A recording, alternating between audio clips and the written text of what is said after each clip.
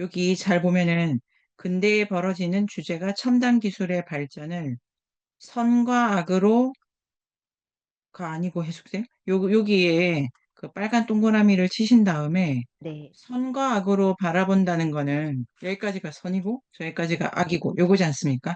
네, 요겁니다. 요건데 해숙생 실제로 쓰신 거는 이 페이지 마지막 문단에 좋은지 나쁜지 생각해 볼 기회가 없다를 쓰신 거잖아요. 그러니까 선과 악으로 바라보는 게 아닙니다. 음, 자, 그러니까 지금 핵쌤이 그 마지막 문단이 아주 좋은 내용이라고 생각이 돼요. 아주 좋네요. 핵심은 자, 더 갑니다. 좋은지 나쁜지, 그러니까 선인지 악인지 구분하기 어려운 일이 벌어진다가 이 동화의 주제라는 거죠. 헬수님 지금 헬수님의 아이디어 있잖아요, 헬수님. 네, 요거는 너무 잘 포착을 하셨다. 1번. 두 번째는 헬수님 이거를 그 해숙쌤의 언어로는 좀 더 이렇게 좀 다듬으면 더 좋겠다. 지금 느낌이 오시죠? 네, 그래서 자, 근데 더 중요한 거는, 자, 좋은지 나쁜지 생각해 볼 조차는 조사입니다, 해죽쌤. 조사는 아, 붙였습니다, 예, 기회조차. 조차 주어지지 않는다라고 하면은, 동화가 어떻게 돼야 되냐면, 그 제가 드리고 싶은 말씀은, 기회가 없다는 거랑 선과 악이 구별하기 어렵다라는 거는, 해죽쌤, 다른 내용입니다. 음, 느껴지시죠, 지금? 해죽쌤께서 네, 선인지 악인지 구분하기가 되게 어려운 상황에 대한 이야기다. 이거는 베스트. 음, 아주 좋다. 그러면 그 다음에 쓰셔야 될 거는 어려운 상황이 해죽쌤 요건데요. 어떤 것인지 정리 문장이 나와야 돼요. 그러니까 요거는 이 앞에 이 마지막 문단 빼고 여러분 다 마찬가지인데 오케이 마찬가지입니다. 요 앞문단 있잖아요. 앞문단에 이렇다 쓰신 거 있잖아요. 그걸로는 이 그 부족해. 해숙쌤의 요거를 어려운 상황이 어떤 건지 설명하는 말. 어려운 상황을 보여주시기는 했는데 네, 요거를 설명하는 말이 필요하다.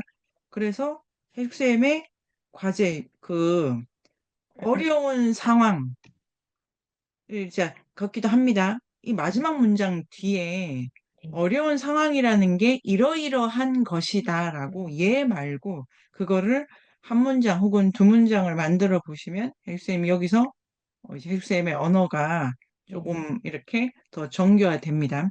음, 그리고 기회가 없다라고 하는 거를 앞에 있지 않습니까? 그거도 어떤 건지를 말씀해 주셔야 돼요. 그래서 요 느껴지세요? 요 두 문장은 아주 중요하고 아주 큰 덩어리인데 네, 논증에 문장이 없다. 네, 하하하. 그, 네, 근데 지금 아주 잘 보셨어요. 근데 이거를 안데르센이 선악이다라고 했잖아요. 네, 일생 그러니까 해숙쌤이 그 말에 대해서 해숙쌤의 평가. 음, 다음 주까지 요거 고쳐볼까요? 여기. 네, 이 안데르슨 왜 이랬나? 얘는 왜 이러나? 음, 이렇게 가고 그 다음에 남이나 선생님의 지식과 상상 사이도 갑시다. 아무튼 뱀에 관심이 많으시고 바다뱀에 뱀은 신화적으로도 중요하네요. 요 과제 요 두 번째 거도 잘 나오는데 요 두 개를 이렇게 합하고 또 합해 보도록 하겠습니다. 첫 번째 생각할 거리는 동화가 뭘까 이런 생각을 선생님들이 주신 과제를 보면서 하게 됐는데요.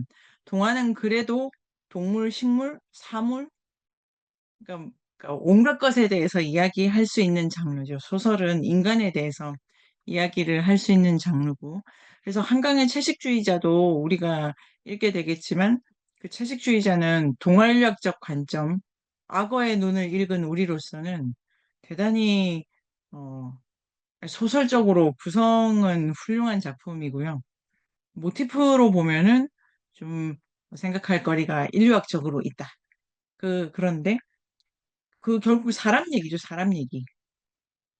근데 이제 동화는 아무리 짧아도 사람뿐만 아니라 요런 관점이 있기 때문에 암데르센이 그 사람뿐만 아닌 것들에 대해서도 주체성이라든지 감정이라든지 이런 근대적 키워드를 넣어서 생각하고 있지만 여전히 사람 아닌 것에 대해서 이야기해 볼 수 있는 장르라는 점에서 동화가 아주 가치가 있고, 선생님들, 우리가 공부한 게 길이 닦여가지고, 청계산에 있는 작은 도서관에 10명이 동화를 읽기 시작했는데, 와주세요. 정말 제가 전국으로, 어, 그래서, 우리 동화 인류학 하니까요. 간다. 기다려주세요. 이렇게 이제 길이 닦이는 거죠. 그래서 요런 얘기를 말씀드리면 될 것 같은데, 우리도 그렇게 해보면 좋을 것 같아요. 동화를 읽으시다가 애들한테도 알려주고 싶은 동화를 발굴해가지고 도서관에서 프로그램을 여신대요. 그래서 우리가 이제 학술제 때 동화 구연 하듯이, 이거 알려드려야 되겠다. 이제 그렇게 하시는 건가 봐요. 자, 돌아가서 동화라고 하는 장르는 이제 사물이 들어간다. 자, 그 다음에 물뱀이라고 해가지고 해적 케이블도 바닷속에서 한 식구처럼 이렇게 얘기가 된다는 거에 대해서 이 사태를 어떻게 봐야 될까? 자, 연하쌤이 말씀하신 거 있잖아요. 연하쌤. 연하쌤이 말씀하신 거는, 어, 물고기의 입장이죠, 연하쌤. 이게 그 예술 텍스트를 분석할 때는 텍스트의 그 발화의 수준을 잘 따질 필요가 있다. 따질 필요가 있습니다. 그러니까 여기에 작은 물고기의 관점에서 연하쌤이 분석을 하신 거죠. 요게 더 좋으시죠? 아날로그틱하고 칠판 들고 할 줄 몰라가지고 그 온라인으로도 뭐가 될 텐데. 근데 그 해죽쌤이 쓰신 거는 이런 상황이 해죽쌤 선하기 애매한 상황이다. 요거를 쓰신 거죠. 자, 요거를 알아야 돼요. 그 문학 텍스트나 동화가 이렇게 민담으로 넘어가면 좀 문제가 다른데 민담을 넘어 문제가 다른데 작가가 쓰면은 요 층위가 있어요. 층위가. 이 층위를 구별할 수 있어야 되고 여기가 있는데 여기 이걸 이제 박스를 계속 짤 수가 있어요. 이거를 작가라고 할 수가 있고 그다음에 위에가 시대라고 할 수도 있고 이래요. 그러면 나 있잖아요. 나. 분석하는 나. 분석하는 내 위치는 사실 마지막 박스에 가 있어요. 그죠? 마지막 박스에 가 있는데 내가 무엇에 대해서 이야기할 것인가를 선택해 가면서 글을 쓰는 거죠. 이게 본격적으로 우리가 그 비평을 하는 방식으로 비평하는 글쓰기의 장르가 뭐 있기도 하고 없기도 하는 겁니다. 근데 일반적으로 우리가 본격적으로 동화를 분석하자고 하면은 글 쓰는 연습이 아주 많이 될 거예요.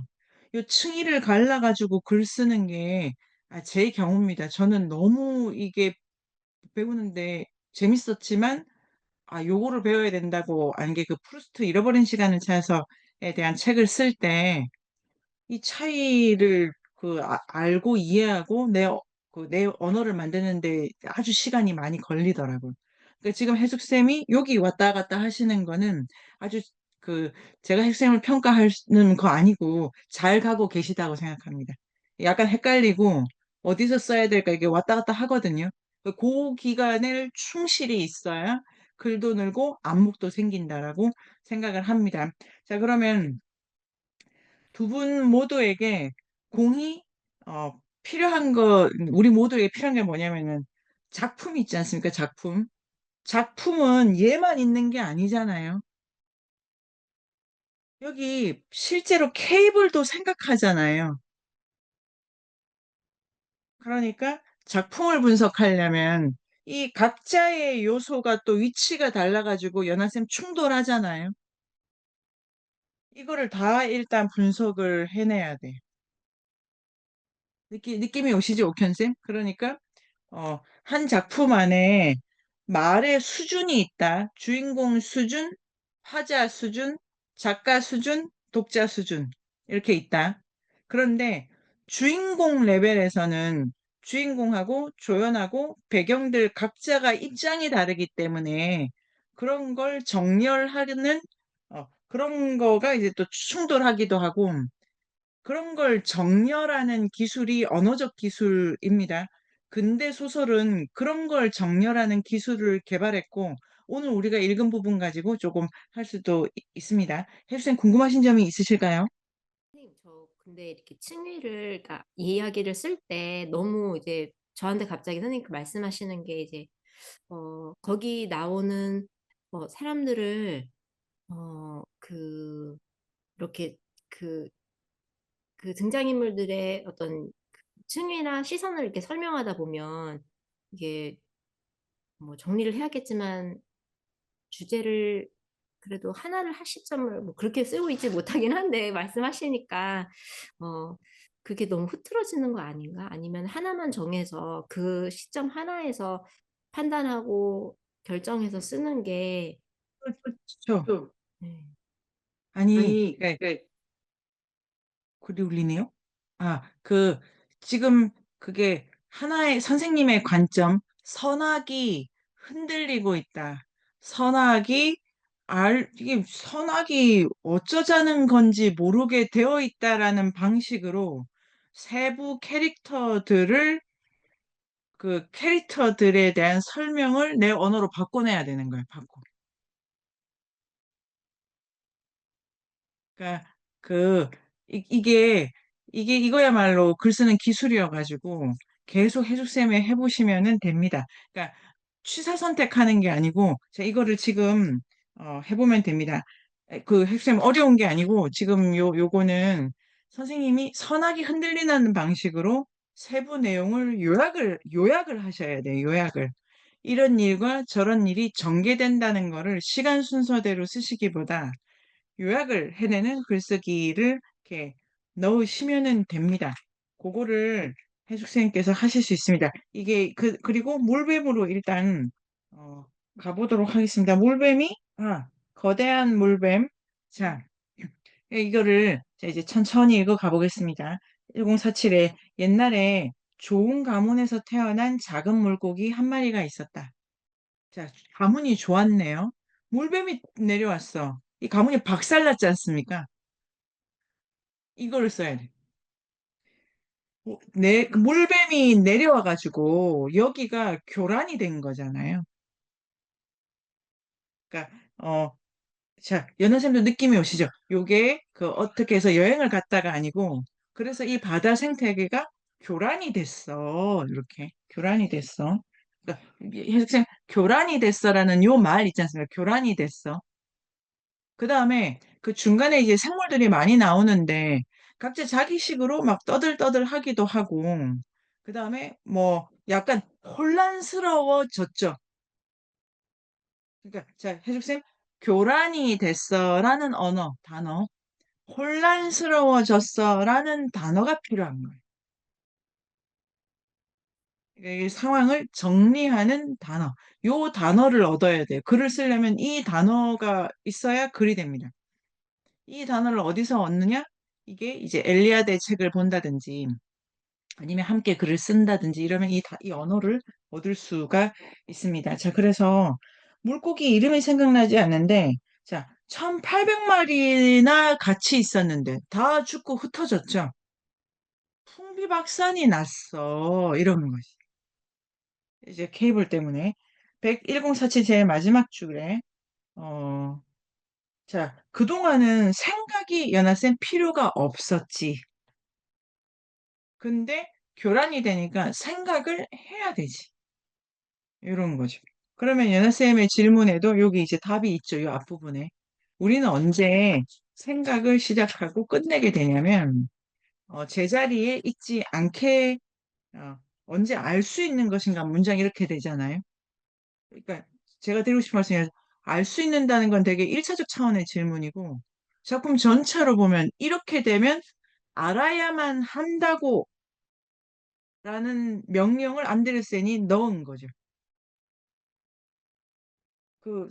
그다음에 각자 살고 싶은 대로 자기만의 인생을 살고 싶었고, 그것에 대해 많은 생각을 하지 않았다. 할 필요가 없었다. 그러니까 알 수 있는 것보다 연하쌤 지금 느껴지시죠? 생각을 안 해도 됐던 삶과 해야만 했던 삶이고, 요렇게 제가 드리고 싶은 그 말씀은 연하쌤의 그 분석의 수준이 작품 전체를 이렇게 다 보면서 가면 어떨까? 자, 그 다음에 11048에 가면은 어느 날, 자, 가만히 그냥 아무 문제 없었는데 둘, 넷, 여섯 내려오면 그러던 어느 날 무시무시한 소리와 함께 그러니까 갑자기 탁 늘어져. 이게 이런 부분이 자, 이런 부분이 중요하게 느껴집니다. 어느 날 갑자기잖아요. 어느 날 갑자기, 과학은 어느 날 갑자기, 근대는 어느 날 갑자기. 이게 도래해야 될 아무 필연이 없다라고 안데르센이 보는 거죠. 안데르센은 그래서 시간에 대한 표상과 시간관 많이 쓰지 않습니까? 폐허라고 하는 것도 시간 표상이 있는 거죠. 다 끝났다. 아, 이거 재밌는데. 폐허는 다 끝났다 하지 않습니까? 어떤 긴장도가 해소됐기 때문에 주는 아련함인데, 긴장도가 있다는 것 자체가 이 폐허라는 이미지가 이렇게 딛고 있는 거는 엄청난 속도의 세계인 거예요. 이런 얘기도 잠깐 말씀드리면서, 어느 날 갑자기 이렇게 돼버리면, 어, 존재가 어떤 일을 겪을 때 연하쌤, 이유 없이 겪어, 이런 것도 분석할 수가 있고, 안데르센의 역사관, 안데르센은 근대가 꼭 있어야 되는 건 아니라고 본다. 그거는 우리가 이제 생각할 만한 거지 않습니까? 안데르센은 결국은 자기 집으로 돌아오고, 결국은 뭐 자기 첫사랑 부여안고 살고, 아무리 많이 돌아다녀도 원래 있는 그 자리로 돌아오잖아요. 옥현생 그때, 결국 알고 봤더니 또 거기다. 그런 것처럼 안데르센은 진보라는 시간관을 안 믿는다. 이런 걸 어느 날 갑자기 요걸 가지고 우리가 읽었던 것과 할 수 있네요. 자, 그 다음에 가도 가도 끝이 안 보이는 엄청나게 큰 물체래요. 그래서 모두 그 문단 끝에 겁이 나서 도망갔다. 자, 이게 과학을 어떻게 보는지 알 수 있는데 일단 교란시킨다, 파괴한다, 몰라도 되는 걸 알아야 된다는 압력을 넣는다. 그 다음에 겁준다. 그러니까 선악은 아닌데 약간 해숙쌤 안 좋다도 완전히 이제 뭐 안 좋다 조금 있죠. 이게 너무 많이 겁주고 공포스럽고 자, 그 와중에 이제 모두 이제 생각을 시작한다. 그래서 연하쌤 이 동화는 자, 한 차원 더 넓히는 거예요. 우리는 언제 알게 되는가? 이런 거가 되게 철학적 질문이죠. 델레즈라고 하면은 우리는 한 대 맞았을 때 생각을 시작한다. 그러니까 알아야 될 게 앞에 있는 게 아니고 쟤는 나한테 왜 거짓말을 했을까 하면 사람이 이렇게 생각한다는 거예요. 여기도 이거는 알매 조건으로서 어떤 철학적 모티브도 생각할 수 있고 그 다음에 이 뭘까? 그 다음은 물론 우리는 알고 있다. 해적 케이블이다. 그러니까 이 우리라는 수준이 있잖아요. 얘 누굽니까? 바다에 있는 애들 아니잖아요. 이게 그래서 복잡한데 작가가 정리를 잘 하면 구조적으로 되게 세련됐다는 인상을 줘요, 작품이. 제가 다 읽어본 건 아닌데 제가 읽어본 세 편의 노벨문학상 작품은 구조적으로 되게 안정된 작품을 주는 것 같아요. 가장 안정됐다고 생각한 작품이 가즈오 이식으로 이게 앞에 받은 작가인데요. 이식으로 우리도 한번 읽은 적이 있는데 이게 되게 안정적이거든요. 그러니까 정렬을 잘하는 거예요. 관점들이.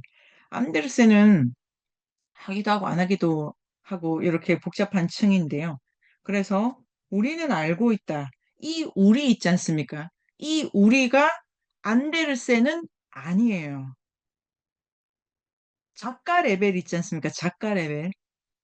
작가가 자기를 등장인물 중에 누구에 빙의시킬 수도 있고 등장인물들보다 전체적으로 상위에 있을 수도 있겠죠. 이걸 고등학교 국어교과서에 따라서 뭐 1인칭 시점, 2시점 이렇게 근데 이게 이런 식으로보다 좀 더 복잡하게 분석할 수가 있는 것 같아요. 3인칭 시점 이런 게 교과서적 설명보다도. 그렇고, 자, 우리라는 게 있습니다. 자, 그 다음에 평온하게 살아가던 생물들이 너무도 무서웠다, 이런 거죠. 이게 되게 난데없고 무섭고. 그러니까 연하쌤, 이게 이제 좀 더 디테일을 살리자면은, 이 알아가는 게 뭐와 동반되냐면 공포와 동반되는 거예요, 공포. 그러니까 되게 아주 그 전체적으로는 좀 공포스러운데 작은 물고기는 지금 경우도 모르고 때도 모르고 막 이러고 있는 거예요. 그러니까 연하쌤 조금만 넓혀가지고 안다는 것에 대한 조건 이렇게도 연하쌤 쓰실 수 있다고 생각이 들었고 그 다음에 이제 그 다음 문단에 보면 그럼 그 문단 밑에 셋째 줄 한가로이 헤엄치던 요런 것들도 이제 놀라기도 하고 이런 것도 보기도 하고 그 다음에 1048 마지막 문단 해삼이 위를 토했어. 그러니까 너무 이게 놀래가지고 이게 지금 큰일 난 거죠. 자, 그래서 1049에 가면은 바다 표면 이게 좀 안다는 애들이 또 나와. 그래, 뭐 이런 거다 저런 거다 이런 건데 우리보다 많이 알진 않죠. 그죠? 그러니까 요 우리라는 레벨이 좀 더 높여져 있다. 그래서 이게 인간이 만든 거야. 인간이 가뒀어. 그 제가 왜 그런 생각이냐면 1049의 밑에서 다섯째 줄. 이게 그 어, 바다 표범이 걔가 떨어질 때를 본 거잖아요. 맞나요? 걔가 떨어질 때를 봤어. 그런데 얘가 보기에 사람들이 붙잡으려고 안간힘을 썼는데 갑자기 놓쳤다 이렇게 돼 있어요. 근데 끝까지 읽어보면 어떻게 돼 있냐면은 이 케이블이 그래서 저는 끊어졌다고 생각했어요. 이 부분 읽을 때. 끊어진 게 아니고 케이블 그대로 연결이 다 돼 있잖아요. 그러니까 그 제가 해석을 해보는 겁니다. 바다 표범이 보기에 사람이 실수한 것 같아. 끌려고 했어. 근데 인간은 그냥 제대로 넣은 거야. 일 수도 있다. 그러니까 아주 읽어가면은 여기서 이 표범이 가진 관점에 이렇게 뭐 한계죠. 시선의 한계. 그런 것도 생각을 할 수 있고. 그 다음에 1050에 가면은 계속해가지고 꼬마가 나 알아볼 거야. 그래서 더 이상 알고 싶지 않아와 알아볼 거야. 그래 중간에 한 둘, 셋, 넷, 네 번째 문단을 보면 셋째 줄에 작은 물고기가 사방을 헤맸고 그렇게 넓은 줄을 몰랐다. 세상이 갑자기 이제 이런 게 참 재밌는데요. 세상이 원래 넓은 게 아니죠. 요렇게 따르면은. 갑자기 어떤 일을 겪으면 세상이 커지는 거야. 아주 이런 건 너무 재밌는데 저는. 갑자기 바다를 나왔어. 세상이 완전히 달라지죠. 이런 거, 이런 거. 내가 알던 세상이 이제 다른 세상이 됐어. 그런데 어떻게 경력이 단절하고 있고, 아니, 경력을 잃으려 그래도 세상이 같아야 될 거 아니에요. 내가 바다를 놓으면 세계가 달라지는데, 그 이전에 나를 끌고 와가지고는 안 돼. 이런 거죠. 이런 게 동화를 가지고 이렇게 부분을 읽지만 아주 해석을 할 수가 있고, 그 다음에 마침내 작은 물고기는 드디어 발견을 했어. 근데 잘못 봤어. 이런 거. 그런데 그게 뭐냐면은 타이타닉이네. 근데 이게 사람의 시체가 있잖아요. 지금 안데르센이 앞부분 되게 겁나게 쓰고 있는 거예요. 이 타이타닉도 기술의 총체지 않습니까? 근데 그게 가라앉았고 두동강이 나가지고 사람이 이렇게 빠져서 시체로 이렇게 있어. 되게 공포스러운 일이죠. 인간의 입장에서. 그러니까 연하쌤, 이런 걸 다 포함해가지고 안다는 게 뭘까? 정말 뭘 알라고 하는 걸까? 이렇게 가면 어떨까? 그래서 이게 아주 뭐 저는 뭐 이런 장면을 그 이거 디즈니가 이거 그릴 수 있나? 뭐 그리더라 그래도 되게 잘 그리면 좋겠어요. 그리는데 자 선실이 밑에서 넷째 줄에 너무도 조용하고 쓸쓸해. 이런 게 되게 페어잖아요. 그러니까 아주 거대한 기술 문명이 바다에 턱 내려가지고 근데 그 안에 사람이 죽어 있고 근데 되게 쓸쓸하다. 그래서 진보나 이런 시간을 전혀 신뢰하지 않고. 그 다음에 이제, 아, 물건 보러 가자. 이래가지고, 아, 안 볼래, 볼래. 이렇게 합니다.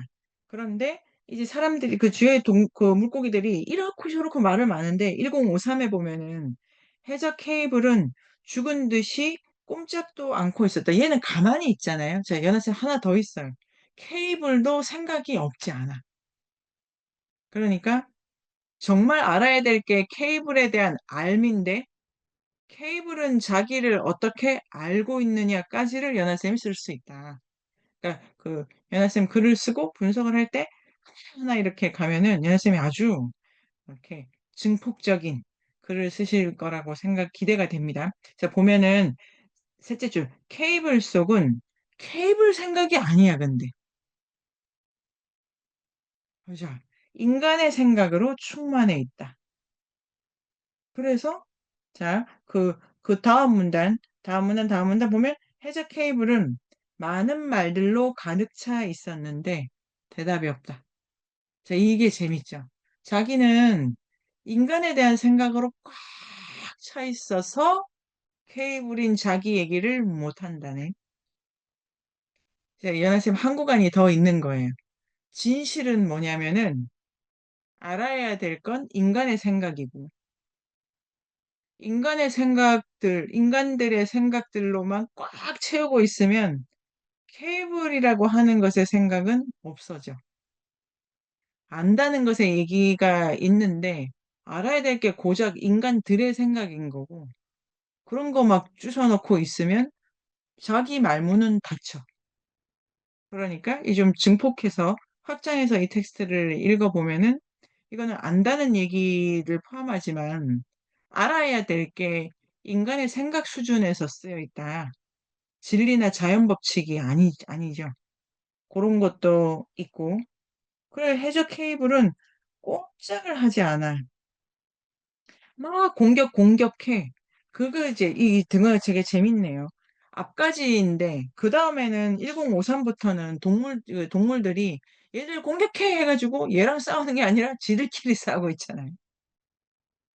이게 무슨 어처구니가 없는 일이야. 이러니까 이렇게 되게 그래서 기술과 동물이 대립하는 구도에서 실은 기술 내비두고 동물들끼리 좌충우돌하는 게 그려지지 않습니까? 해숙쌤 보신 것처럼 이 동화는 진짜 옳고 그르다는 거에 대해서 아주 도대체 뭐가 옳은 것일까에 대해서 생각을 하면서도 답을 못 내리는 안데르센의 난처함이 있다. 해숙쌤이 아주 잘 보신 거라고 생각이 듭니다. 그래서 다 중간에 막 안다면 좋을 텐데 이러죠. 그런 다음에 바다소가 미끄러져 가면서 밑에서 이제 한 3분의 밑에 3분의 1 지점에 나는 지적인 바다 시민이야. 인간이 만든 하찮은 거야. 그러니까 이게 안 하찮지 않습니까? 교란시켜 싸우게 해. 가만히 있는 애 그러니까 이런 거 참 좋은데 이반일치 공부를 하니까 그렇더라고요, 연하쌤. 우린 막 알아야 될 것 같잖아요. 이것도 우리 시대 강박이라고. 알면 좋은 거다. 배우면 좋은 거다. 그런 방식으로 배워야 될까랑 왜 또 그렇게 배워야 될까, 우리가. 남한테. 이렇게 이반인 일치가 생각하더라고요. 근데, 그러니까, 연하쌤 제가 드리고 싶은 말씀은 안다는 거는 좋은 거라는 연하쌤의 가치평가가 들어간 거예요. 이제 그거는 맞고 알면 좋은 거예요. 근데 작품 전체를 보면은 알기가 어렵고 이게 뭔지 모르겠는데도 내 삶을 교란시키고 다투게 하고 어지럽게 한다고도 볼 수 있는 장면이 있다. 이렇게 키워가지고 해석을 하는데 지적인 바다 시민보다 케이블이 더 우세하죠. 이게 잘 모르지 않습니까? 바다소가. 안 하찮고. 그 다음에 인간에 대해서 막 뭐 얘기합니다. 그래가지고 1055 위에 이제 첫 번째 문단 밑에 둘째 줄에 내비도 육지에서 내려오는 거 쓸모가 없다니까. 그것도 쓸모는 없는데 바다를 교란시켜. 요런 것도 생각할 수 있고. 그래서 작은 물고기가 요게 재밌는데요. 동의는 안 했는데 자기 생각을 숨기는 법을 배워 알았다. 얘는 뭐 이런 애가 다 있어. 동의하지 않은 거는 약간 이렇게 분위기 봐가지고 진짜 조그맣잖아요. 정직하지도 못하고. 그래서 약간 생각이 다를 때 좀 감춰. 뭐랄까. 뭐, 이거 재밌게 해석할 수 있고. 그런데 이제 여기서부터 이게 이야기 속에 나오는 거대한 물범이다. 그래가지고, 선악의 뱀이다. 경이롭다라고 하는 생각을 하는 거는, 누군가. 자, 누군가.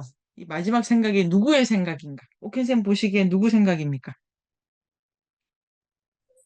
안데르센 생각인 것 같아요.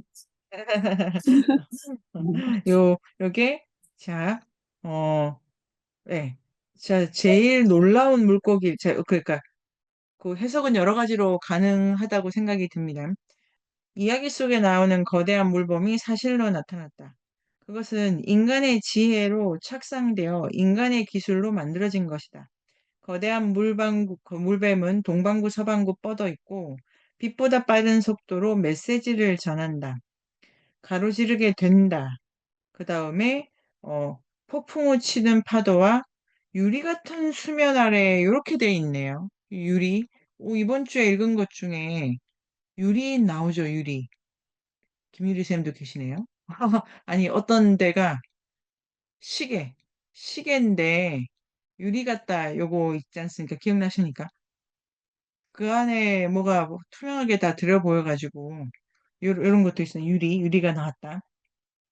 바닷속 깊은 곳에는 세계를 빙돌아 미드가르드 옆에 우리 읽었던 거죠. 누워 있는데 물고기 파충류 머리를 부딪혀보고 알 수가 없고 모든 언어로 인간의 생각들이 쏟아 들어가는데 물뱀은 말이 없다, 선악의 뱀이다, 경이롭다 이렇게 돼서 이 과학을 이제 안데르센이라고 할 때는 북유럽 신화의 물뱀상을 이제 갖고 오는 거죠. 요 바다 이야기를. 그러면 동화라고 하는 신화라고 하는 이 거대한 세계 속에 인간의 상상도 있는 거야. 이렇게 해서 과학에 대해서 안데르센이 이 신화보다는 작게 잡아가면서 생각을 하는 걸 수도 있고, 어, 뭐 요런 생각까지를 합니다. 자, 해숙쌤 이렇게 읽어보시면 지금은 어떤 생각이 더 드십니까? 고민거리라든가 뭐 재미있는 포인트. 아직은 주제나 제가 처음에 이렇게 한번 읽어보고 어떤 걸로 써야겠다는 생각으로 약간 포인트를 보긴 하는데 약간 선생님이 말씀하신 아까 물고기가 큰 경험을 하고 나서 다른 세계가 보이고 이런 관점들이 전혀 보이지 않았어요. 그리고 뭐 가라앉은 배라든지 그런 것들을 보는 이런 공부를 하는 거구나라는 거 오늘 다시 한번 보게 됐고요. 네, 그렇습니다. 그래서 제가 아까 말씀해 주신 제가 오늘 정리를 다시 한번 해봐야 될 부분에 어떤 부분을 봐야 될까 아직 못 찾았어서 고민했었는데 이런 시점으로 다시 한번 봐야 될 것 같아요. 주제가 너무 좋다. 너무 좋다. 이게 선악의 뱀이 도대체 무슨 말인가? 진짜로 옳고 그르다는 거를 알 수가 없죠. 있다면은 알게 되는 건 좋은 거야 한데 끝내 물고기는 몰라 해서 끝나잖아요. 그런 거를 해야 돼? 그게 옳은 거야? 자, 그러니까 그 헬쌤이 이거 헬쌤 요런 동화로 출발하지만 절대 요런 동화 아니고 선악이 그 선과 악으로 구별하기 어렵다는 것에 대해서 안데르센이 왜 이야기를 해야 될까? 어떻게 하고 있는가? 선악에 대한 걸 왜 놓지를 못하나? 그다음에 정말로 이 동화 안에서 옳은 것은 어떤 것이라고 생각하는 걸까? 요거를 가지고 근데 아주 잘 가고 계시다고 생각이 들고 한 번 읽을 때 선악이 되게 중요할 것 같아. 그럼 그때부터 구석구석 봅니다. 채식주의자를 제가 작품을 제가 읽는 방법이 옳은 건 아닙니다. 옳다기보다 제가 좋아하는 방법을 나누고 싶어서 말씀드립니다. 채식자를 그냥 읽습니다. 미리 읽어 놓고 가끔 생각을 합니다. 그 다음에 어느 날 자리에 앉아서 이게 동아 인류학이니까 이런 식으로 그날 세미나를 진행해야지. 그동안 육식과 채식에 대해서 어떤 공부를 했지? 그 참고문헌 없이 계속 그림을 그리면서 정리를 합니다. 그다음에 이제 우리 발제문 조금 읽으면서 그래서 채식하고 육식은 요런 정도로 관계성이 있구나라는 걸 완전히 짠 다음에 책을 다시 진짜로 어, 그 단어 하나하나를 읽어가는 거예요. 아, 이게 그렇구나. 그다음에 이제 여기가 제일 중요하구나. 그다음에 요런 부분이 있을 것인가 없을 것인가. 그렇게 다 읽으면 짠 프레임 있잖아요. 그 프레임 말고 다른 프레임을 작가가 썼다는 거를 알 수가 있어요. 작가 프레임을 볼 수가 있어요. 그러면 제가 짠 프레임과 작가가 설정한 그 프레임을 가지고 이야기거리를 생각을 하는 방법을 어, 취합니다. 미야자키 하야오의 애니미즘은 이런 방식으로 한 거는 아닙니다. 그거는 그냥 떠오르는 대로 한 거지만. 근데 요렇게 해서 지금 해득쌤이 아마 한 줄 한 줄 더 보시면 더 많이 이렇게 생각거리가 있고, 그 다음에 선악이라고 하는 모티프 있지 않습니까? 선악. 동화 인력에 대해서 생각을 하면은, 동화는 어쨌든 만물에 대한 이야기 장르다. 이거는 지금 우리 시대에 꼭 필요하다. 쓰레기도 많고, 물건도 많고, 뭐, 물질적이잖아요. 뭐, 병균도 바이러스도. 이건 동화라는 장르에서 푼다. 이제 이게 좋은데, 두 번째가, 선생님 진짜 잘 보신 것 같아요. 동화는 어쨌든 전통적으로 선악을 넘는 장르예요. 이치, 옳은 거. 그러니까 만물 관계성에 대한 동화 작가든 분석하는 우리든 선악에 대한 어떤 태도가 있어야 될 것 같아요. 장르의 그 역사를 따라가지고.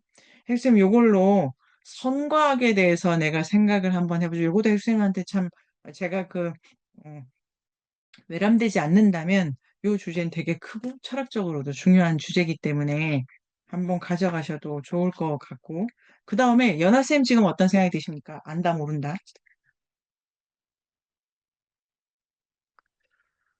이게 마지막에 갑자기 이제 막 그 두 문단? 이거 때문에 너무 헷갈리면서 도대체 이게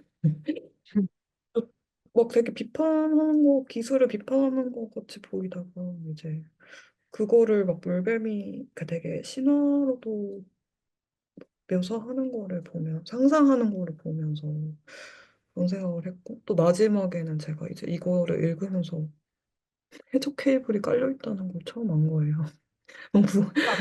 어떻게 우리 깔려 있어? 이러면서 검색해봤는데 이게 그냥 1800년도에 깔려 있고 그러니까 저는 당연하게 국제전화하고 뭐 이런 게 그냥 당연한 시대여서 저도 해석쌤하고 약간 그 마지막 그 문장하고 되게 동의했던 게 이거 다 쓰고서 제가 생각해보니까 내가 나한테 너무 당연한 기술은 그냥 그게 그게 어떻다 선과 악을 뭐랄까 구분하지도 못하게 그냥 기본 전제값? 우리가 밥을 먹는 것처럼 그냥 해적 케이블은 기본적으로 깔려 있는 거?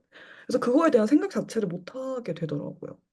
그래서 그 안데르센은 이런 기술을 진짜 접했을 때 그 충격과 이걸 자기가 어떻게 다뤄야 할지 뭐 그런 고뇌를 담았겠구나. 그러면 지금 우리가 지금 AI에 대해서 계속 얘기하는 것처럼 그런 기술을 계속 어떻게 인간이 다뤄야 하는지 막 그런 고뇌도 얘기할 수 있겠다. 그래서 되게 너무 다양한 이 이야기가 막 섞여 있어가지고 되게 너무 재미있었거든요. 근데 더 막 분석해보면 되게 더 많은 것들이 있을 것 같아가지고.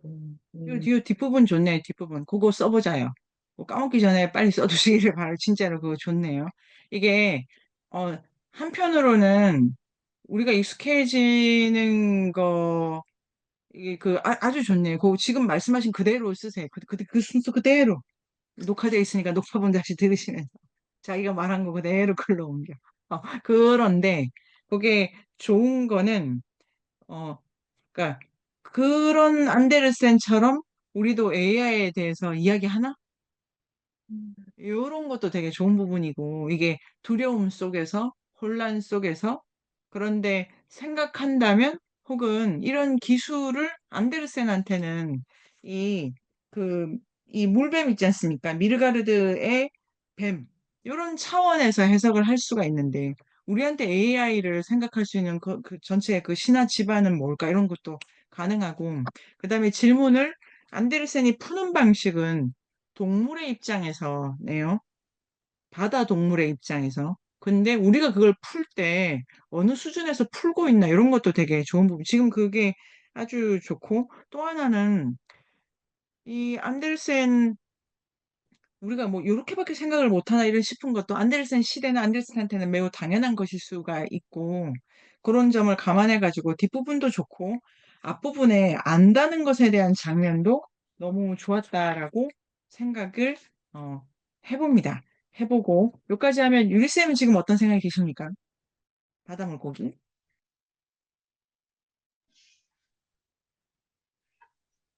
선악의 뱀이라는 말이 무슨 뜻이지? 그런 생각 좀 했고요. 그다음에 AI를 설명하는 신화 기반이 있나라는 물음에 갑자기 너무 궁금해졌다. 어, 그러니까 우리가 뭘 이해를 할 때 틀이 필요하잖아요. 이게 그 새로운 걸 발견하면 내가 알고 있는 어떤 그 생각과 지식 체계 안에 걔를 이제 끼워 넣어가지고 푸는데 물뱀은 이 물고기 나라에는 들어올 때가 지금 없는 거네요. 없죠, 지금 물고기들한테는. 제대로 아는 애들이 하나도 없고. 근데 암데르세는 그때 필요한 게 이제 신하다. 뭐 이렇게 해가지고 주고 있네요. 그러니까 지금 우리 각자가 어떤 신화 속에서, 어떤 체계 속에서 이 기술을 보느냐가 중요한데, 뭐 문화권마다 다를 수도 있는데, 하여튼 뭐가 있다. 이 기술을 떠받치는 프레임이 있다.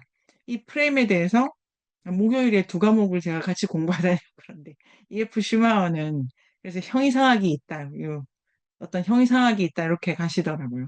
네, 그런 것도 생각할 수 있고, 어, 그런 의미에서 이게 지금 여기서부터 누군가 나를 내려다보고 있다를 읽고 쉬어보도록 하겠습니다. 여기서 이제 이게 안다는 문제랑 엮어서 생각할 수 있는 과제인데요. 수정쌤 과제 읽어주세요. 우리가 세미나를 할 때, 어, 물고기들은 모른다. 안데르센은 안다. 그 다음에 요렇게 본인이 안다의 위치에 가 있다. 근데 뭘로 아느냐면 이번 주는 신화로 안다. 그 다음에 수정쌤 글을 포함하면은 어떻게 이렇게 그 짜고 쓰셨습니까? 과제를? 이거 내가 쓸게. 이거 써라. 이렇게 하신 것 같아요. 이제 그 과제 이렇게 이제 그 전개되고 있어요. 그런데 이제 달이 안다 이렇게 돼 있네요. 달이 안다. 근데 이렇게 하면 이제 연하쌤 어떤 생각 주제를 가지고 그러니까 자 수정쌤 내려다본다는 게 뭐냐면 알고 있다. 알고 있다. 안다자 안다. 안다인데 이런 알미 뭔지에 대해서 수정쌤이 해석을 하신다. 그대로 요 과제를 놓고, 그대로 놓고 요 뒷문단에서 내려다본다는 거는, 자, 우리가 이제 안데르센을 이렇게 저렇게 읽었는데, 안다, 모른다 이런 게 있었다. 그거 짧게 쓰신 다음에, 이렇게 안다는 거는 어떻게 안다는 걸까? 이렇게 알게 된 개별 하나하나 동네의 어떤 이야기들이 알의 대상이라는 게 무슨 말인가? 자, 제가 지금 말씀 잘 드립니까, 수생쌤? 선생님 지금 어떻게 생각 드십니까? 달님이 이걸 알아가지고 달님한테 뭐가 좋지? 아까 그 연하쌤이 말씀하신 것처럼 조그만 애가 막 알려고 했어. 결국 모를 거야. 얘가 아는 거는 그럼 뭐가 남냐면 연하쌤 계속 알려고 하는 일만 그것만 남지. 죽을 때까지 뭘 알려고만 해야 돼. 자, 요런 모티브가 하나 들어있다. 이 엘리아드 하면 재밌을 것 같아요. 이런 되게 그 원초 모티프에 대한 분석 많을 것 같고. 지금 이거는 수연쌤 어떤 거냐면 얘는 저렇게 살고 쟤는 또 저렇게 살고 또 여긴 이런 일이 있고 그렇구나. 이런 걸 안다는 게 공부를 어떻게 하는 겁니까? 그 처음에 그 문장에서 그 생각을 꿰뚫어 본다고 하는 그 장면이 약간 그 투사하는 느낌이었거든요. 아, 그것도 중요하죠, 네. 우리가 투사? 프루스트를 그 전날에 읽어서 그런지 그 엑스레이 이야기가 나와가지고. 예. 아, 그거 다른 거에서, 다른 걸로 중요한데, 이 시대의 예술 작품이 소설도 그렇고, 요거를 제가 직접적으로 공부를 한 건 아닌데, 그냥 저의 그 촉인데, 투명함에 대한 요구가 있어요. 그러니까 이제 하나하나씩 다 가는데, 투사랑 투명하다는 좀 다른데, 뭔가, 자, 보세요. 꿰뚫는 거 있잖아요. 뭔가 이렇게 내가 그 유리비유 같은 거예요. 유리창 같은 거예요. 건너편이 있는 그대로 보이는 거 있잖아요. 그런 걸로 그런 감각에 대한 표현이 문학 작품에 이렇게 들어옵니다. 회화나 조각에서도 투명함에 대한 이게 감각에 대한 예술가들의 요구, 예술가들이 그 세상이 변하는 것 따라서 특정한 감각과 특정한 화두를 이렇게 소화하고 이해하고 풀면서 또 재료로 표현하시는 작업을 할 것 같아요. 근데 소설에서 투명함에 대한 요구가 되게 높아져요. 이게 뭘까? 예를 들면은 고백해 이런 거 있잖아요. 고백을 널 좋아해 말로 하면 그 말이 그 말입니까? 이런 거. 네 마음을 있는 그대로 다 보여줘 이런 거 있잖아요. 내가 그 가장 그 나쁜 그 연인 사이나 친구 사이나 가장 악덕은 뭐냐면 나한테 그 말 왜 안 했어 이거 아닌가? 아니 네가 이 말하면 싫어할까 봐 안 했지. 야 그렇더라도 말은 했어야. 제 인생 경험에서 진실보다 더 중요한 거는 투명도에 대한 확보. 이게 뭐냐면은 매질이 없다는 세계예요. 제가 너무 이상한 말씀 드리는 거 아니면 좋겠고 우리가 그 제가 설명 잘 못 드리는 것 같긴 한데요. 예를 들면은 정근대 사회에는 계급 차이만이 아니라 이게 질이 달라요, 질이. 왕의 언어가 있고 남자의 언어가 있고 뭐 관료의 언어가 있고 승려의 언어가 있어가지고 그다음에 여성의 언어, 뭐 사대부 여성의 언어, 그다음에 뭐 천민의 언어가 다 달라요. 그럼 이 언어가 내가 하는 말이 저쪽의 사람이 왕이고 여기 내가 천민이잖아요. 그러면 같은 단어를 하는데도 소통이 안 돼요. 같은 단어가 다른 질감을 가지고 있고 다른 무게가 있기 때문에 서로 의견을 주고받을 수가 없어요. 이게 말의 무게가 달라요. 요런 느낌입니다. 요런 느낌. 더 들어가면은 정근대 사회에서는 번역한다는 일이 있을 수가 없어요. 성경의 층위와 일반 성과 속의 층위가 달라가지고 번역을 한다는 건 양쪽 언어가 등가지 않습니까? 만약에 그 사과나 애플이 한쪽이 무게가 다르면 번역을 못 하잖아요. 요거대로 재밌는 포인트인데 번역을 해가지고 실은 등가화 시킨 거예요. 요런 그 언어적 전변의 역사 같은 것도 있고. 근데 요는 뭐냐면은 그 대등한 관계이고 우리 사이에 막이 없어. 그래서 연하쌤이랑 저랑 아니 사람인데 이러고 바로 가는 거예요. 바로. 근데 정근대 사회에는 같은 사람이 아니에요. 바로 못 가. 거기를 뛰어넘는 거는 목숨을 건 도약이죠. 이제 결혼도 안 되고 친구도 안 되고 전란 그 영화가 이렇게 이제 재밌겠네요. 그 영화가 신문제를 건드리는 임진왜란 영화라고 헌남 선생님께서 말씀하시더라고요. 그때는 교란이 돼서 이 케이블 같은 사건이 벌어져 가지고 원래 완전히 다른 질인데 질을 가로막는 그 벽이 깨지는 거죠. 자, 요런 게 있는데 엑스레이 요런처럼 근대적인 기술이 뭔가 투과해 들어간다. 이 매질에 대해서 어, 자, 요런 게 있습니다. 그런데 제가 이렇게 그 나누고 싶은 주제는 뭐냐면은 내려다본답니다. 내려다본다. 내려다본다. 내려다보는 거는 그냥 소위 말하면 신의 시점입니다. 신의 시점. 요거 중요한데 신의 시점인데 내려다보죠. 내려다보면 달림 입장에서 첫 번째, 두 번째 아무 의미가 그러니까 똑같잖아요. 달림 입장에서 터키를 가든 중국에 가든 똑같죠, 수정쌤. 그렇죠. 그러니까 달림 입장에서 가면 밑에가 공평해져. 그런데 달림이 최상이죠. 문제는 뭐냐면은 신의 입장은 전통적으로는 선한 것이고 속된 건 악한 것이잖아요. 위에서 내려다 본다는 건 기본적으로 위계가 있는 거고 옳은 게 있는 거예요. 그런데 이 달림은 자기한테 좋은 일은 없잖아요, 지금. 그 달림은 위에서 보는데 선의 위치에서 보는 게 아니고 그런 의미에서 신이 아니고 이렇게 되어 있어요.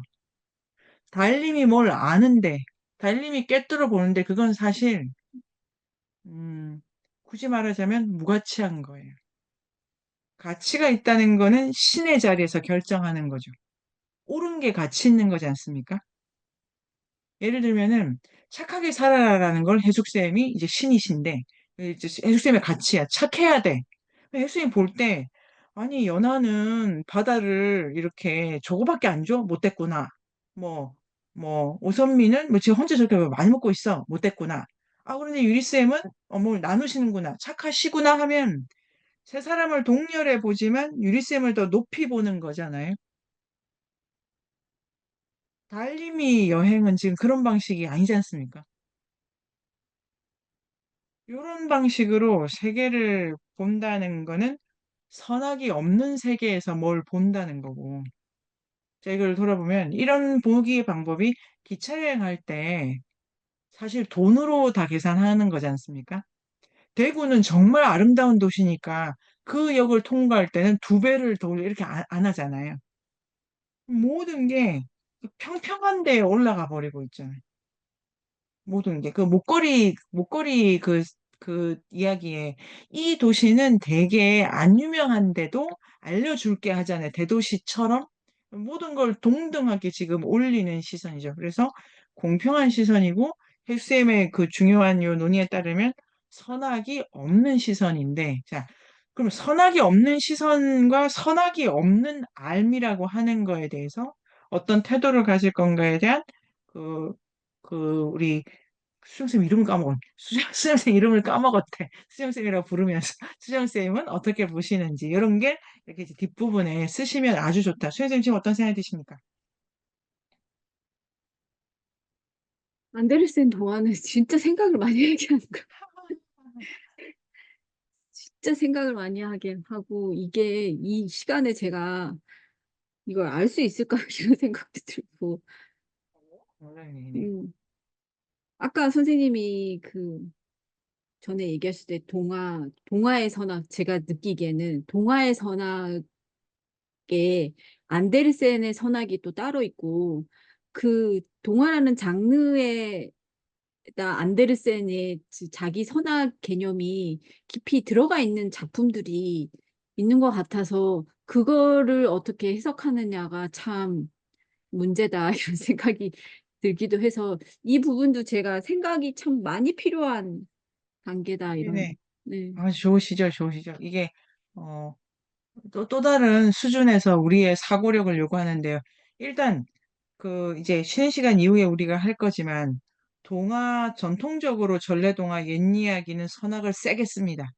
착한 사람 복 받고 못된 사람 벌 받는다. 요거 하나죠, 요거. 더 들어가면 도대체 착하다는 게 뭐야에서 동네마다 약간 다른데 잘 주고 받을 수 있다. 이렇게 됐네요.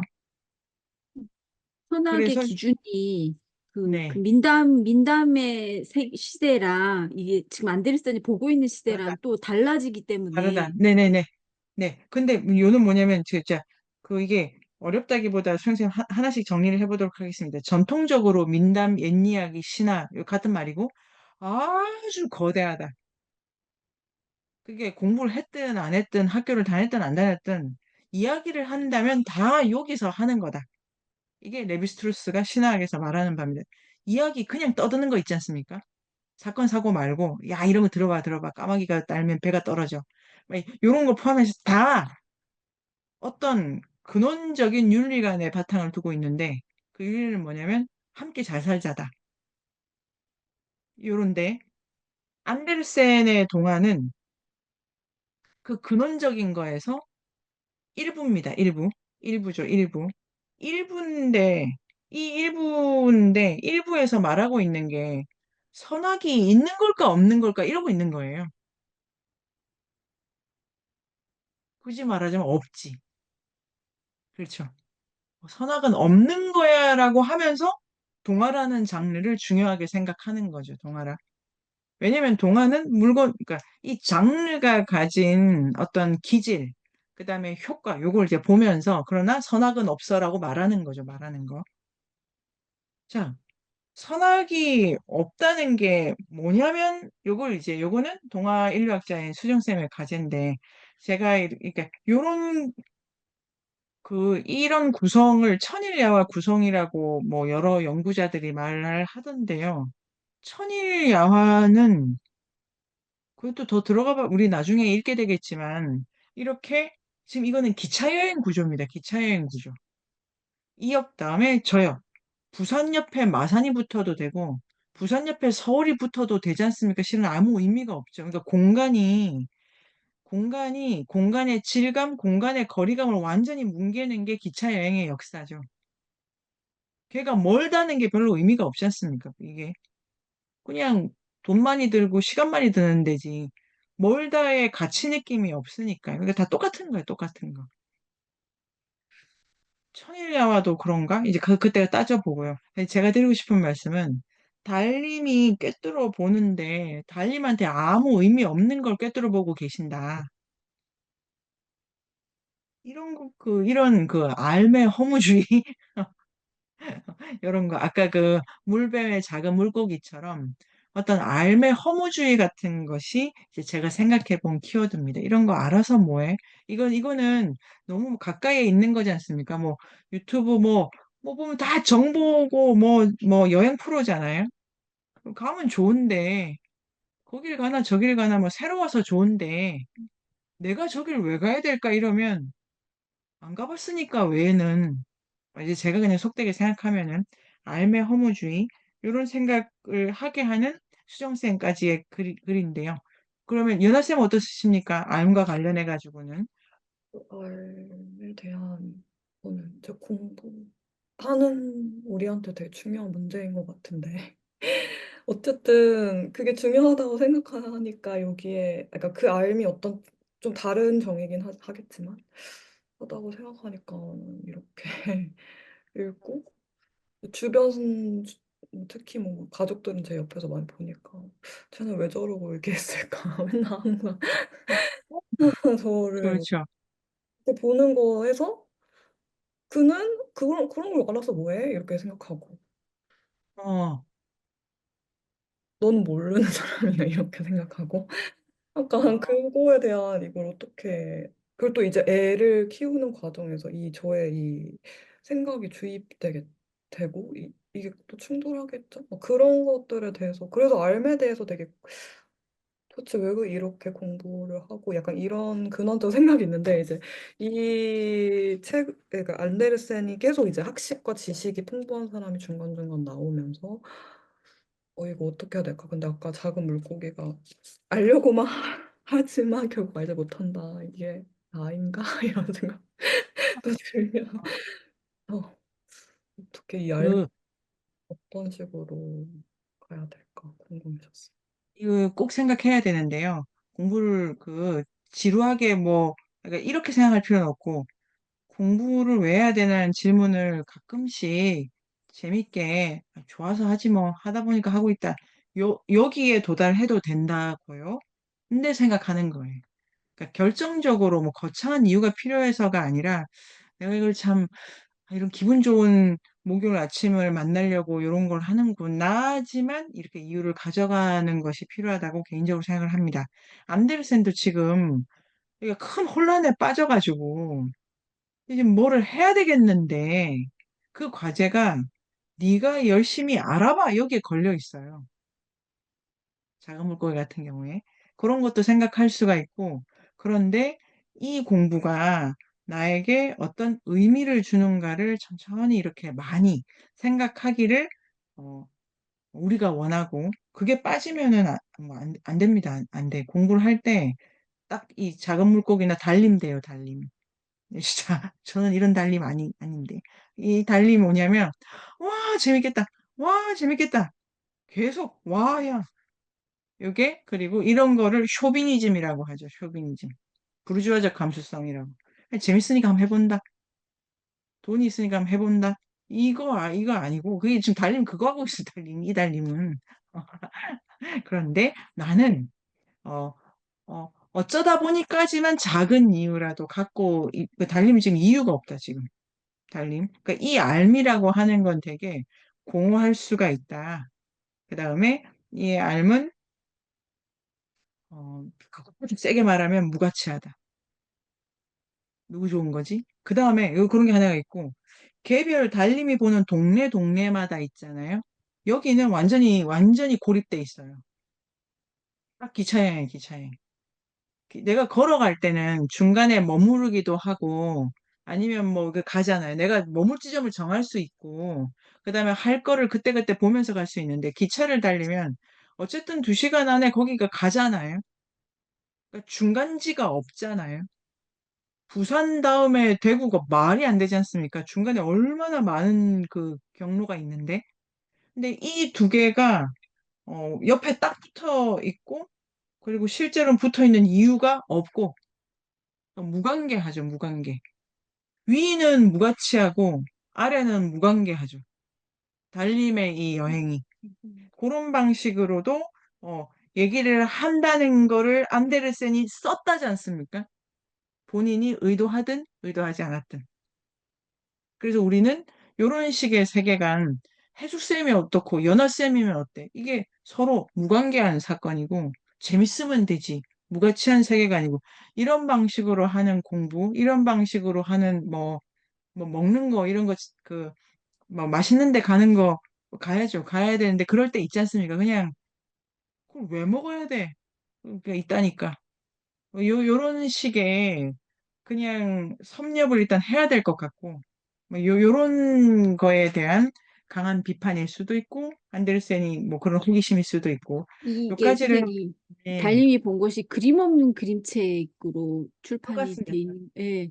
그런데 이게 우리 애들 어렸을 때 되게 유명한 작품이어서 뭐 되게 감수성을 자극하고 아름다운 작품으로 애들을 읽어줬던 기억이 있어요. 그 근데 제가 이걸 읽어주면서도 이게 어떻게 아름답고 감수성이 있다는 거지? 근데 좋다니까 이게 33편의 동화를 뭐 매일 한 편씩 읽어주기도 하고 이렇게 읽어줬던 기억이 있는데 이거 다시 읽으니까 이걸 왜 애들을 이걸 내가 읽어줄 때 애들이 어떤 걸 느꼈을까 이런 생각이 들기는 하더라고요. 네네네. 달림은 뭔죄일까? 이런 생각이 제가 갑자기 들고, 달한테 왜, 근데 제가 지금 딱 떠오른 생각이, 그러니까 생떼쥐베리가 위대한 작가인데, 생떼쥐베리는, 자, 항공뷰 있지 않습니까? 항공뷰. 음. 항공뷰를 쓰는 작가가 있어요. 항공뷰. 그 다음에 왜 그, 이끼뷰를 쓰는 작가 있지 않습니까? 느낌이 오시죠? 쫙 바닥에서 막 꼬질꼬질한 감정 다 긁어가지고, 한강 작가는 항공뷰를 쓰죠. 항공뷰. 그거는 자살, 뭐 섭식장에 나와서 되게 육체적인 것 같아서 이 이끼뷰 같지만 아니에요. 그거는 그 항공뷰를 쓰는 작가죠. 어떤 작품의 그 뷰는 좋네요. 근데 생떼츠베리는 비행사 뷰를 씁니다. 이게 이제 문제가 돼요. 본인이 꿀렁꿀렁하잖아요. 바람에 따라서 이러니까 그리고 그 너무 좋죠. 야간 비행 있는, 인간의 대지. 인간의 대지가, 어, 그 저의 베스트인데, 거기 보면은 나는 연결하고 싶다 이러거든요. 연결하려고 나는 거예요. 연결을 하려고, 이제 그 연결은 뭐냐 이러면, 이게 똑같은데, 거기에 남연아라는 사람이 애를 키우고 있다. 그냥 그 자체가 얼마나 귀하고 절절하고 대체 불가능한 삶인가를 김유리라는 사람에게도 알려주면 김유리라는 사람은 이 가을에 밭에서 뜨겁게 하루를 보내겠지만 그 자기가 모르는 누군가를 생각하며 이런 방식으로 답이 없지만 우리가 외롭지 않다라는 거를 어, 알려주고 싶다는 마음으로 본인이 이렇게 하늘에서 결국 그 사라진 비행사지 않습니까? 그 비행기가 실종돼 가지고 미야자키 하야오는 아마 자살했을 거라고. 다 그냥 해석만 있는데, 그러니까 목숨을 거는 거예요. 연결을 하기 위해서. 연결자로서. 다른 지금 아무것도 안 하잖아요, 다른. 다른 보기만 하잖아요. 나이바다.